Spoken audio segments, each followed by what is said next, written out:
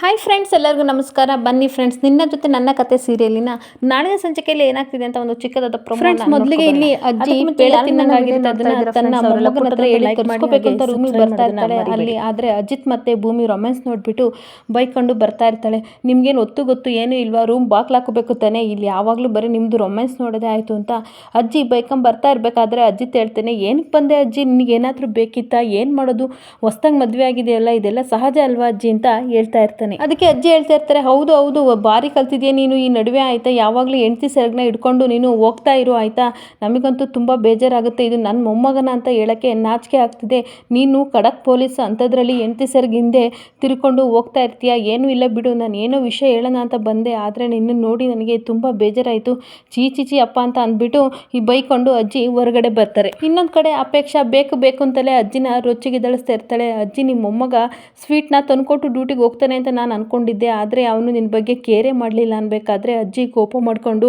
ನಾನೇ ಹೇಳಲಿಲ್ಲ, ಆದರೆ ಆ ರೊಮ್ಯಾನ್ಸ್ ನೋಡಿ ನನಗೂ ಬೇಜಾರಾಯಿತು, ಹಾಗೆ ಬಂದುಬಿಟ್ಟೆ ಅಂತ ಹೇಳ್ತಾ ಇರಬೇಕಾದ್ರೆ, ಅಜ್ಜಿ ನೀವು ಹೀಗೆ ಸುಮ್ಮನೆ ಇದ್ದರೆ ಭೂಮಿ ಒಂದಲ್ಲ ಒಂದು ದಿನ, ಇವಾಗ ಆಲ್ರೆಡಿ ಮನೆಯವ್ರನ್ನೆಲ್ಲರೂ ಸಹ ಒಬ್ಬೊಬ್ಬರಾಗಿ ದೂರ ಮಾಡ್ತಾ ಇದ್ದಾಳೆ, ಅಂಜನ್ನು ಸಹ ಫಾರಿನ್ಗೆ ಹೋದ್ಲು, ಇನ್ನೊಂದು ದಿನ ನಾನು ಅಮ್ಮ ಹಾಗೆ ನೀವು ಸಹ ಎಲ್ಲರೂ ಸಹ ಮನೆ ಬಿಟ್ಟು ಹೋಗೋ ರೀತಿ ಮಾಡ್ತಾಳೆ ಅಂತ ಹೇಳ್ತಿರ್ಬೇಕಾದ್ರೆ ಅಜ್ಜಿಗೆ ಶಾಕ್ ಆಗಿ ಹಾಗೆ ಆಶ್ಚರ್ಯವಾಗಿ ಅಪೇಕ್ಷೆನ ನೋಡ್ತಾ ಹೇಳ್ತಾ ಇರ್ತಾಳೆ, ನೋಡು ಆ ಥರ ಎಲ್ಲ ಮಾಡೋಕ್ಕಾಗಲ್ಲ ಆಯಿತಾ, ಆದಷ್ಟು ಬೇಗ ನಾವು ಅವಳನ್ನ ದೂರ ಮಾಡಲೇಬೇಕು ಅಂತ ನಾನು ಪ್ಲ್ಯಾನ್ ಮಾಡ್ತಾ ಇದ್ದೀನಿ ಅಂತ ಹೇಳ್ತಾ ಇರಬೇಕಾದ್ರೆ ಅಪೇಕ್ಷೆ ಹೇಳ್ತಾಳೆ, ಏನು ಪ್ಲ್ಯಾನ್ ಮಾಡ್ತಿದ್ದೀರಾ, ಅದಾದರೂ ಹೇಳಿ ಸ್ವಲ್ಪ ಬೇಗ ಮಾಡಿ ಅಂತ ಹೇಳ್ತಿರ್ಬೇಕಾದ್ರೆ ಅಜ್ಜಿ ಹೇಳ್ತಾಳೆ, ಈಗ ಸದ್ಯಕ್ಕೆ ಏನು ಪ್ಲ್ಯಾನ್ ಮಾಡೋಕ್ಕಾಗಲ್ಲ, ಗೊತ್ತಾಯ್ತಲ್ವ ನಿನಗೆ, ಆ ಲಾಡ್ಜ್ ವಿಷಯದಲ್ಲಿ ಏನೂ ತಪ್ಪಿಲ್ಲ ಅಂತ ಅಂದಮೇಲೆ ನಾವು ಸುಮ್ಮನೆ ಹೇಗೆ ಪ್ಲ್ಯಾನ್ ಮಾಡೋಕ್ಕಾಗುತ್ತೆ ಅನ್ಬೇಕಾದ್ರೆ ಪುನಃ ಅಪೇಕ್ಷೆ ಹೇಳ್ತಾ ಇರ್ತಾಳೆ, ಅಜ್ಜಿ ಹಾಗೆಲ್ಲ ಅನ್ಕೋಬೇಡಿ ಆಯಿತಾ, ಏನಾದರೂ ಒಂದು ದೊಡ್ಡ ಪ್ಲ್ಯಾನ್ ಮಾಡಲೇಬೇಕು, ಇಲ್ಲ ಅಂತ ಅಂದರೆ ಇವಳನ್ನ ಓಡ್ಸೋಕ್ಕಾಗಲ್ಲ, ನೀವು ತಲೆ ಉಪಯೋಗಿಸಿ ಹಾಗೆ ಕುತ್ಕೋಬೇಡಿ ಅಂತ ಬೈತಾ ಇರಬೇಕಾದ್ರೆ ಅಜ್ಜಿ ಯೋಚನೆ ಮಾಡಿಬಿಟ್ಟು ಹೇಳ್ತಾಳೆ, ಒಂದು ಪ್ಲ್ಯಾನ್ ಇದೆ ನನ್ನ ಹತ್ರ ಅಂದ್ಬಿಟ್ಟು ಆ ಪ್ಲ್ಯಾನ್ನ ಅಪೇಕ್ಷೆ ಜೊತೆ ಹೇಳ್ತಾ ಇರಬೇಕಾದ್ರೆ ಅಪೇಕ್ಷೆಗೆ ಫುಲ್ ಖುಷಿ ಆಗ್ತಾ ಇರುತ್ತೆ, ಈ ಪ್ಲ್ಯಾನ್ ಸಕ್ಸಸ್ ಆಗುತ್ತೆ ಅಜ್ಜಿ, ನೀವೇನು ಅನ್ಕೋಬೇಡಿ, ನನ್ನ ಮುದ್ದು ಅಜ್ಜಿ ಒಳ್ಳೆ ಸಕ್ಸಸ್ ಆಗೋ ಪ್ಲ್ಯಾನ ನೀವು ಮಾಡಿದಿರ ಅಂತ ಖುಷಿಪಟ್ಟು ಅಜ್ಜಿಗೆ ಮುತ್ತು ಕೊಡ್ತಾ ಇರ್ತಾಳೆ. ಹಾಗೆ ಇವರೆಲ್ಲ ಮಾತಾಡೋದನ್ನ ಕೇಳ್ಕೊಂಡು ಇನ್ನೊಂದು ಕಡೆ ಅಶ್ವಿನಿ ಹಾಗೆ ನೋಡಿಕೊಂಡು ಸುಮ್ಮನಾಗ್ಬಿಡ್ತಾಳೆ. ಇನ್ನೊಂದು ಕಡೆ ಅಜಿತ್ ಮತ್ತು ಭೂಮಿ ಅಮ್ಮ ಅಂತ ಕೂಕೋ ಬರಬೇಕಾದ್ರೆ ಅಮ್ಮ ಬರ್ತಾಳೆ, ಯಾಕೆ ಈ ಥರ ಕೂಗ್ತಾ ಇದ್ದೀರ ಅನ್ಬೇಕು, ಅಲ್ಲ ಅಮ್ಮ ಮನೆ ನೋಡಿದ್ರೆ ಇಷ್ಟು ಖಾಲಿ ಉಳಿತಿದೆ, ಯಾರು ಇಲ್ವಾ ಅಂತ ಅಜಿತ್ ಕೇಳ್ತಾ ಇರ್ತಾನೆ, ಅಲ್ಲ ಕಣೋ ನೀನು ಅಜ್ಜಿನ ಅಸಡ್ಡಾಗಿ ಕಂಡಿದೆಯಲ್ಲ, ನನಗೆ ತುಂಬ ಬೇಜಾರಾಯಿತು, ನಮ್ಮ ಅಮ್ಮಂಗೆ ಈ ಥರ ಮಾಡಿದೆಯಲ್ಲೋ, ಅದಕ್ಕೆ ನನಗೆ ನಿನ್ನ ಮೇಲೆ ಕೋಪ ಅನ್ಬೇಕಾದ್ರೆ ನಾನೇ ನಮ್ಮ ಮಾಡಿದೆ ಅಂತ ಅಜಿತ್ ಕೇಳ್ತಿರ್ಬೇಕಾದ್ರೆ, ಅಲ್ಲ ನಮ್ಮಮ್ಮ ನಿಮ್ಮ ಹತ್ರ ಏನೋ ಹೇಳಬೇಕು ಅಂತ ಬಂದರೆ ನಿಮ್ಮ ಸರಸ ಸಲ್ಲಾಪ ನೋಡಿ ಅವರು ಬೇಜಾರು ಮಾಡ್ಕೊಂಡು ಬಂದಿದ್ದಾರೆ, ಹಿಂಗೇನೋ ಮಾಡೋದು ಅನ್ಬೇಕಾದ್ರೆ, ಅಮ್ಮ ನಾನೇ ನಮ್ಮ ಮಾಡಲಿ, ನಾನು ಕೇಳಿದೆ ಆಯಿತಾ, ಆದರೂ ಸಹ ಅಜ್ಜಿ ಏನು ಬಾಯ್ಬಿಟ್ಟು ಹೇಳಲಿಲ್ಲ ಅಂತ ಹೇಳ್ತಾ ಇರಬೇಕಾದ್ರೆ ಭೂಮಿ ಹೇಳ್ತಾಳೆ, ಅತ್ತೆ ಅಜ್ಜಿ ಏನಕ್ಕೆ ಬಂದಿದ್ರು ಅದನ್ನಾದರೂ ನೀವು ಹೇಳಿನ್ಬೇಕಾದ್ರೆ ಅಜ್ಜಿಗೆ ಪೇಡ ತಿನ್ನಂಗಾಗಿತ್ತಂತೆ, ಅದಕ್ಕೋಸ್ಕರ ತನ್ನ ಮೊಮ್ಮಗನ ಜೊತೆ ತರಿಸ್ಕೋಬೇಕು ಅಂತ ಬಂದಿದ್ರು ಕಣೋ, ಆದರೆ ನೀನು ಈ ಥರ ಮಾಡಿದೆ ಅನ್ಬೇಕಾದ್ರೆ, ಓ ಅಷ್ಟೇನಾ, ಸರಿ ಬಿಡಿ, ಈಗಲೇ ಹೋಗಿ ನಾನು ಅಜ್ಜಿ ಹತ್ರ ಮಾತಾಡ್ತೀನಿ ಅಂತ ಇಲ್ಲಿ ಅಜಿತ್ ಹೋಗ್ಬೇಕಾದ್ರೆ ತಾಯಿ ತಡಿತಾ ಇರ್ತಾಳೆ, ಬೇಡ ಕಣೋ ಆಯಿತಾ, ಈಗ ಹೋದರೆ ಅಜ್ಜಿ ತುಂಬ ಬೇಜಾರು ಮಾಡ್ಕೋತಾರೆ, ನೀನು ಸಂಜೆ ಬರಬೇಕಾದ್ರೆ ಪೇಡ ತಗೋಬಾಗ ತುಂಬ ಖುಷಿ ಪಡ್ತಾರೆ ಅಂತ ಸಂಗೀತ ಹೇಳ್ತಾ ಇರ್ತಾಳೆ. ಸರಿ ಆಯಿತು, ನಾವಿನ್ನು ಹೋಗ್ತೀವಿ ಅಂತ ಡ್ಯೂಟಿಗೆ ಹೋಗ್ಬೇಕಾದ್ರೆ ಬಾಗ್ಲ ಹತ್ರ ಶ್ರವಣ್ ಬರ್ತಾನೆ.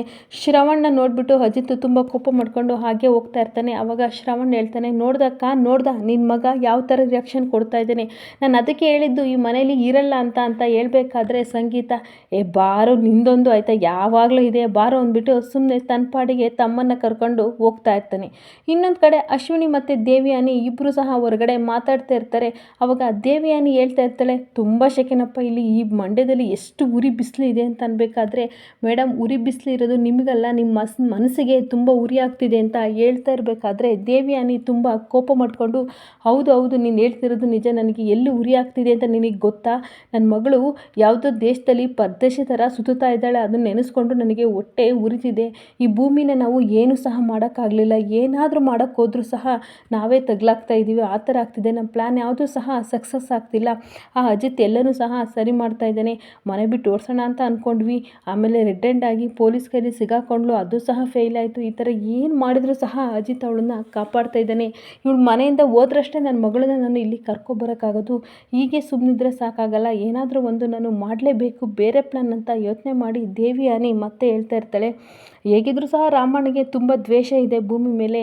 ಅವನ ಬಿಸ್ನೆಸ್ ಹಾಳಾಗೋಕ್ಕೆ ಭೂಮಿನೇ ಕಾರಣ. ಆ ರೀತಿ ನಾವು ಪ್ಲ್ಯಾನ್ ಮಾಡಲೇಬೇಕು ಅಂತ ಈ ಕಡೆ ಅಶ್ವಿನಿ ಜೊತೆ ಮಾತಾಡ್ತಾ ಇರ್ತಾಳೆ. ಇನ್ನೊಂದು ಕಡೆ ಅಜಿತ್ ಪುರೋಹಿತರನ್ನ ಕರೆಸ್ತಾರೆ. ಮನೆಗೆ ಕರೆಸ್ಬಿಟ್ಟು ಜಾತಕನ ತೋರಿಸ್ತಾ ಇರ್ತಾರೆ. ಭೂಮಿ ಮತ್ತು ಅಜಿತ್ ಜಾತಕನ ನೋಡೋಕ್ಕೆ ಅಂತ ಬಂದಿರ್ತಾರೆ. ಅಜ್ಜಿ ಬೇಕಂತಲೇ ಪ್ಲ್ಯಾನ್ ಮಾಡಿ ಇವರಿಬ್ಬರನ್ನು ದೂರ ಮಾಡಬೇಕು ಅಂತ ಪುರೋಹಿತರನ್ನ ಕರೆಸಿರ್ತಾರೆ. ಆಗ ಪುರೋಹಿತರು ಮನೆಗೆ ಬಂದಾಗ ಜಾತಕ ಕೊಡಿ ನಿಮ್ಮ ಮಗ ಸೊಸೆದು ಅಂತ ಅಂದಾಗ ದೇವಿಯಾನಿ ಇದೇ ಭೂಮಿದು ಮತ್ತು ಅಜಿತ್ದು ಅಂತ ಕೊಡ್ತಾ ಇರ್ತಾಳೆ. ಆವಾಗ ಹೌದು ನನ್ನ ಸೊಸೆ ಇವಳು ಅಂತ ಸಂಗೀತನೂ ಸಹ ಹೇಳ್ತಾ ಇರಬೇಕಾದ್ರೆ ಪುರೋಹಿತರು ಜಾತಕನ ನೋಡಿಬಿಟ್ಟು ಗಣಕೂಟಗಳನ್ನು ಲೆಕ್ಕ ಹಾಕಿ ಹೇಳ್ತಾ ಇರ್ತಾರೆ.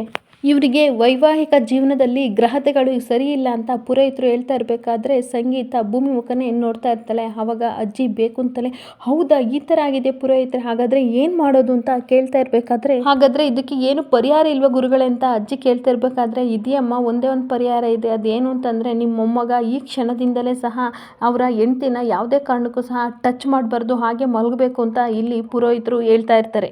ಆಗ ಅಜ್ಜಿ ಒಳ್ಳೊಳಗೆ ಖುಷಿ ಪಡ್ಕೊಂಡು ಹಾಗೆ ಕೋಪ ಮಾಡ್ಕೊಳ್ಳೋ ರೀತಿ ಭೂಮಿ ಹತ್ರ ಹೇಳ್ತಾ ಇರ್ತಾಳೆ. ಹಾಗಾದರೆ ಈ ಹುಡುಗಿ ಅಜಿತಿನಿಂದ ದೂರ ಇರಲಿ, ಹಾಗೆ ದೂರ ಮಲಗಬೇಕು ಅಂತ ಹೇಳ್ತಾ ಇರ್ತಾಳೆ.